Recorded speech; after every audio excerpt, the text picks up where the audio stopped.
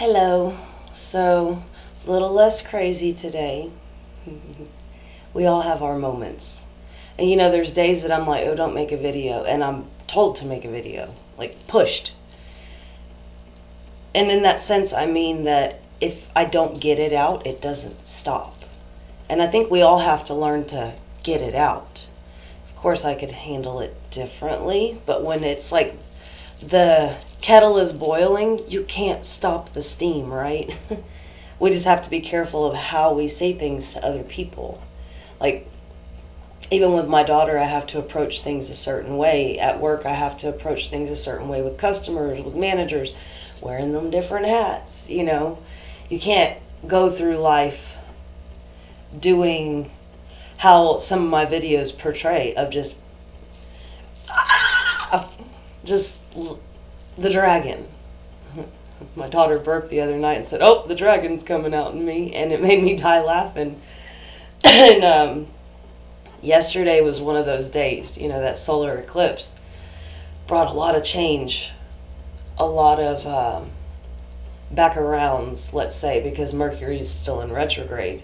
So my son messaged me, "Did you get to see the eclipse?" And I was like, "No, it's been cloudy and rainy." And I went outside at 2:00 and it looked like it was like 8:00 at night. And I was like, I had to look at the time going, huh.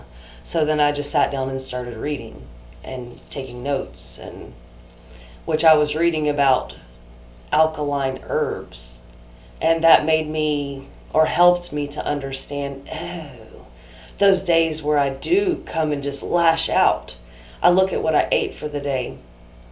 I look at the energies I was around for the day. I look at how I processed all of that, and then found, okay, I need to handle that differently. I need to handle that more in a healthier manner for myself, and that's hard a lot of times because we've often just react. That's the easy part. It's when you think about how you're going to react. And that is actually a sign of emotional maturity. When you can listen to somebody, they can speak to you disrespectfully.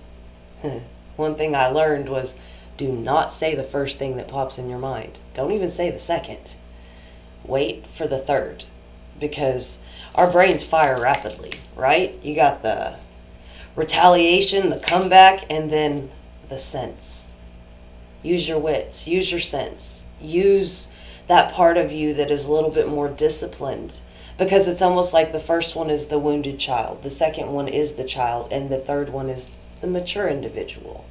Because I remember being younger and hearing, oh, them is fighting words, and then being in college and learning about fighting words, and used to, you could be sued for not plagiarism, but when you spoke ill against somebody and they proved in court that it was not accurate, my brain just lost the word.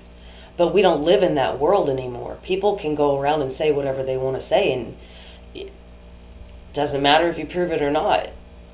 This day and age, people can do whatever they want, and that's sad. But there's no accountability, right? Either way it goes, that doesn't mean you have to lose accountability for your own actions. And like I said, yesterday brought me back to kind of my old creative endeavors. My daughter was like, "I thought you were going to make homemade tortillas." Well, the night before, I'm in the kitchen and I go to lift up my handle on my faucet, and I'm like, I'm holding it in my hand and there's no water on, luckily, and it wasn't spewing everywhere. So I was like, well, dang, that sucks. And I told her, I said, I don't know when he's going to come fix it, so I don't really want to make more dirty dishes and then them start stinking or anything like that. But we have 2 other sinks that we can use. Either way, I had decided, you know what, I'm going to go ahead and make them anyways, because homemade tortillas have always been my kids' favorite thing. And it's funny, I was in there making them and I see a hand, and it reminded me of when she was a kid, when they were both kids. I couldn't make those things fast enough. And I shared some with the neighbors and, spread the love. And it cheered everybody up. And then it was sprinkling pretty much the whole night, and we're all just sitting around talking in the rain. And I was like, crazy thing is, I always danced in the rain. Well, I had my music on, and of course, I start bippity boppity shimmy whatever, just letting loose of certain energies that have felt like a corset, restraining. I was going to say a coat, but those can often be comforting, right? But when it comes to that being something you're not, it can begin to squeeze you like a boa constrictor. But we have to learn to let our old selves that we enjoyed come back to life. You know, the world needs us. Honestly, I thought earlier, I'm getting tired of investing time, and I know this is hard for some people to hear. It takes time to make these videos. It takes meditation. It takes a direction. It takes a certain way of being for certain messages to come out exactly when they're needed. And it's funny because I know when they're on par, because then I see something else that somebody else is doing that is in alignment with what I just said. And it's like, we're all getting that download today. And something said earlier, keep creating your content. Exactly in those words. Keep putting it out there. There are haters, there are trolls, there are individuals that are trying to stop you. Not even because they know you. I know some of my trolls know me. But just because they don't like what you bring to the table. And in a sense, what I bring to the table is the concept of understanding that leads to freedom. You know, I was laying in bed and I heard, write that book. There's that book. Don't forget that book. You need to share your story. And I'm like, there's so much already on my plate. It's not to excuse anything, but being a single parent, it's hard. A lot of you know this. A lot of you live this. And it's often very difficult to say, oh, okay, I have this other endeavor I want to jump into, right? At this point, I have 3 or 4. And I'm just like, get your booty in gear, girl. Like, the year is passing. And I'm the one that said at the beginning of the year, I challenge everyone else along with myself. And I look at how time is flying. We're in April. We're already through the first week of April. And it's like, oh my God, I just had my birthday in January. And then my kids next month, their birthdays are coming up. And it's like, oh, where's the time going? And that's that concept of time. We don't have enough of it. And then when we get more of it, we don't necessarily utilize it correctly. You know, I have the time now, I'm going to sit around and just relax. Because believe me, I'm very capable of just sitting back. For years, everyone was like, you need to learn how to relax. And I was like, I know how to relax. I didn't. I do now. And now it's like, stop it. You're wasting precious creative time. Because the thoughts come and go. When they come, that's when you grab them. When they go, you've lost them. Because it's something that somebody else is going to pick up. Because we are a collective. We are a unified, energetic existence. You know, I was looking at the clouds this morning and I saw the low clouds going faster than the higher clouds. And sometimes you'll see them going different ways. And I thought that is the perfect understanding of how the separation of energy works. You know, I was explaining something to a neighbor last night about the levels of static. When you're on the outer areas of static, it's a little fuzzy. It's like dust in the light and you can see it. But when you're in the middle, it's just like that, who does that? That rattlesnake warning you, don't be here, don't do that. And it's almost like, which direction do you go though? Because then there's still levels of the particles that are a little less sporadic and chaotic. And it's a matter of where we place ourselves. That happens with how we interact with other people, how we're going to respond. If we're going to sit there and be like, like one of the videos I made the other day, I hate everything about you, oh my God. That's how it felt. And it was that pre-solar eclipse. But it was also the past coming back. I've been in a point where I've been getting harassed by an ex. At this point, he has threatened my life. And I just, okay, have fun doing what you're gonna do.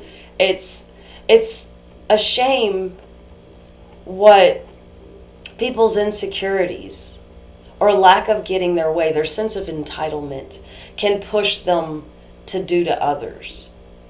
If you find that you're sitting around gossiping or entertaining people that do, if you're sitting around bitter and upset about the past, there's a lot of work that still can be done. Because we can't hold grudges against people that aren't in a decent mindset. Because, like one of my other videos, we all have demons. We all have things we're dealing with. Some people will actually dig deep enough and go through that pain of healing themselves to go, oh, I don't want to do that to anyone ever again. I didn't realize I was. When I was on drugs, I didn't realize the way that I spoke to other people. I didn't realize how entitled I was. I didn't realize a lot of my own personal actions. I honestly didn't even know why I was doing them, the drugs. Nobody really knows. It just becomes habitual. And we get to a point where we're like, well, it's part of my day. I mean, I at one point was married to somebody, and every day we started the day with smoking a weed. And throughout the day, that's how it carried. For him, it was almost in his mind he needed it. And for me, I eventually let it fade off because it made me tired. It made me hungry. It made me not want to do anything with my day. And I'm not saying that that's the outcome for all of it, how everybody's affected by it, but I know over time it affects your sense of thinking. It affects your emotional capacity, because one thing it is a downer. It suppresses. And if you want to get to that part of healing, it's hard. You have to give up all the vices. I will say honestly, at this point, I'm still juggling being very disciplined and entertaining vices. Not hardcore ones, not even ones that would put me in jail. But you can buy it in every gas station and grocery store, We all find ourselves getting to that point where we're like, I just don't want to think today. I don't want to feel today. But then that takes me back to that diet and what I was reading and going, makes total sense.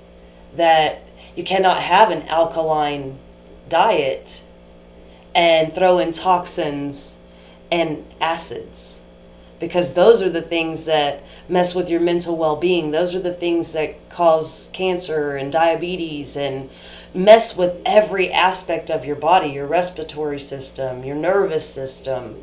A lot of people don't realize they're sick because of their diet. This is one of those topics that's very, very touchy.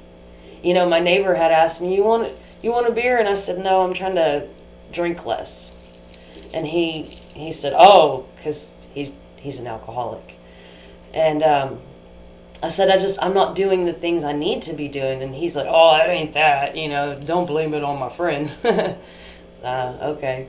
And then next day, still trying not to drink. Neighbor gets up, other neighbor, hey, I want to go do something. You want to go to the bar? And I'm like, no, I don't. And it's funny because when you're trying to let go of something, man, that's when the devil's just like, knock, knock, knock, knock, knock, knock. Hey, it's me again. You want to hang out? Let's play. And you're like, no, I already said, no, I don't want to be around you. You don't offer me anything good. I want to go be by myself. I want to get back into my disciplined mindset because it's better for me on a mental, emotional, and physical level. I know the difference of who I am when I'm not partaking and when I am partaking. We all have things that we're struggling with.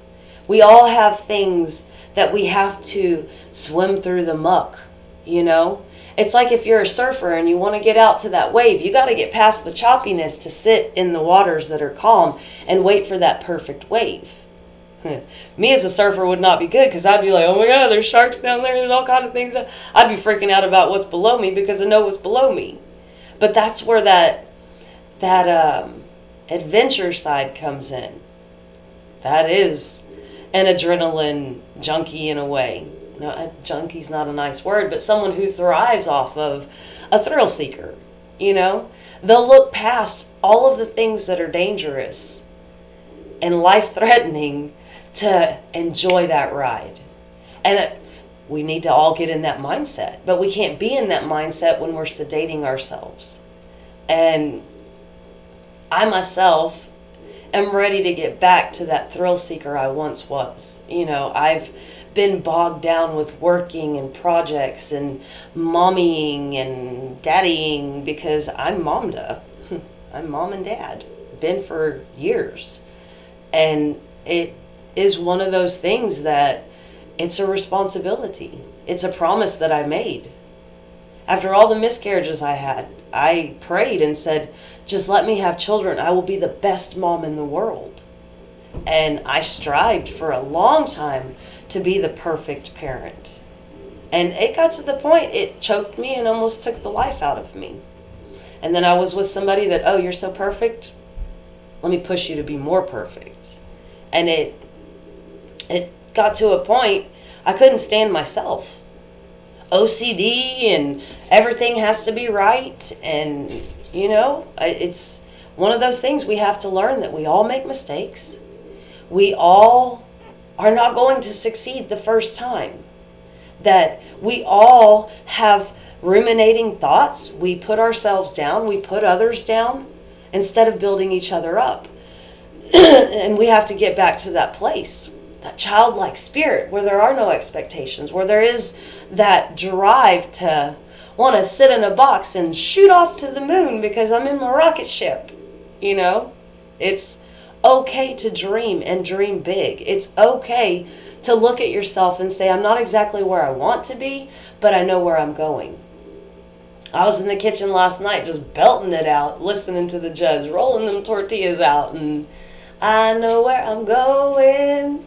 Yes, and I want someone that wants to come too, because life is meant to be enjoyed. And it doesn't even have to be somebody. It's that soul family. It's that family that's like, I know what you're saying. I feel the same way. And it's like, we can actually have a conversation. Do you know how many people I can't conversate with because they cannot understand the words that I'm using or the concept? And I've heard it as the Aquarian future thinking, that people often cannot understand the point of view, the mindset, whatever it is. They can't comprehend it because it's not now. That requires thinking forward. That requires looking at how it would fit into the picture now and help heal for the future. But we live in a toxic world.